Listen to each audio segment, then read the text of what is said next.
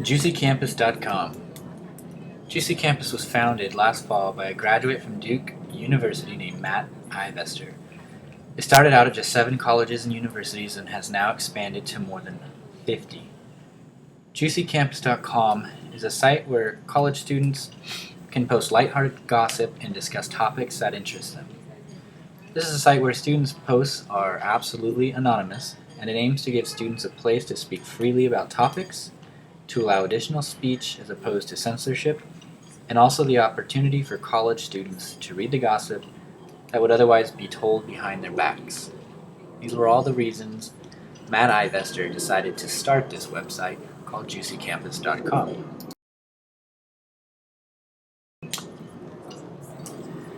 There's been a lot of concern about juicycampus.com and the contents on the site, so I wanted to take a look at the site to see what the commotion was about. And it raised a question in my mind about whether or not this is an ethical internet site. So I looked up the definition for ethical, in which I found is conforming to accepted standards consistent with agreed principles of correct moral conduct. And just by viewing this site for a few minutes with a few posts, I quickly found that this is far from an ethical website. But don't take my word for it. We're going to go through some of the topics that are being posted, some of the conversations going on, and you yourself can decide whether you believe this is an ethical website for college students to be using.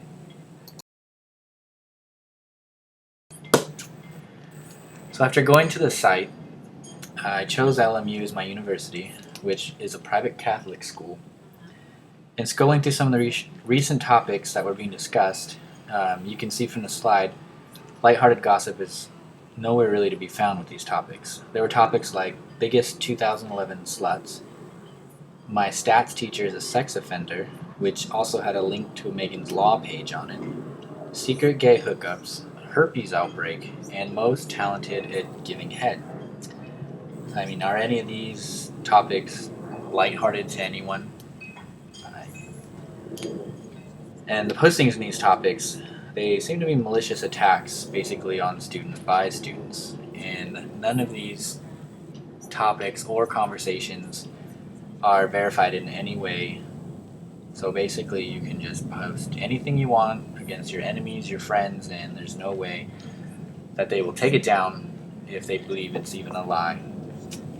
There's not one posting that I could actually find that was worth reading as a topic that I would be interested in. And what's sad is these are college students and the future of our country. Let's move on.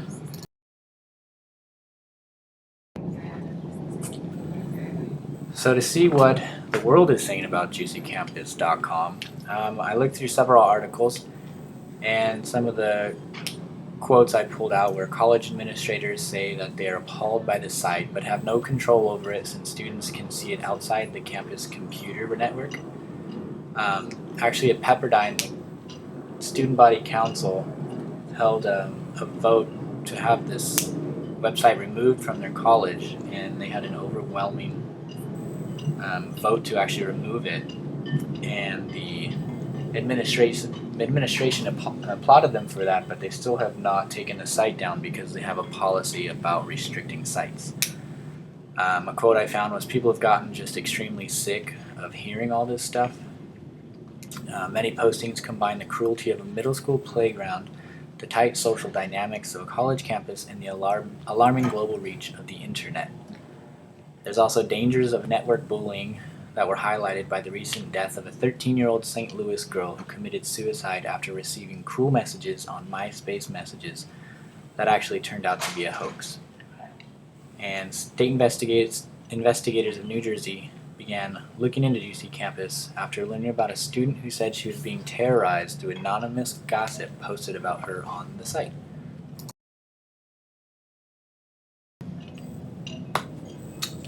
The language that I found on the site ranges from catty to hateful and offensive. There's also an unbelievable amount of offensive material posted and absolutely no enforcement. Students at many schools have responded with outrage and disgust at seeing peers smeared. But the founder, Matt Ivester, has expressed little concern on the past about backlash from colleges.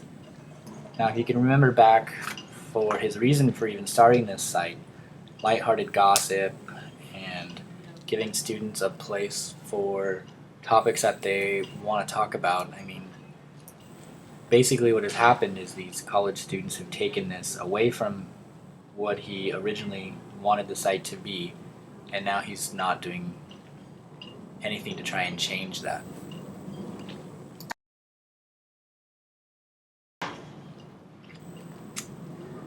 The overall view I got from the In the News articles was that Juicy Campus, which is a gossip site, has brought the kind of public scrutiny and humiliation that's usually reserved for celebrities into America's finest colleges and universities. Chat rooms about college admissions feature high-strung 17-year-olds unleashing their own deep-seated fears on one another in a torrent of "there's no way you're getting in" spew. At its very worst, we find that online viciousness can even lead to suicide. This was written in an article by Courtney E. Martin.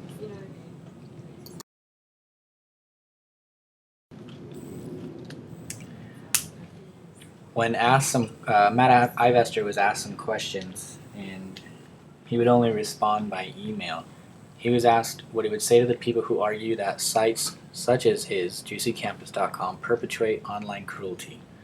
His response was, "This is the same gossip that happens offline every day anyhow. Now people have the opportunity to read the gossip that would otherwise be told behind their backs, and if they don't want to know, then they don't have to visit the site."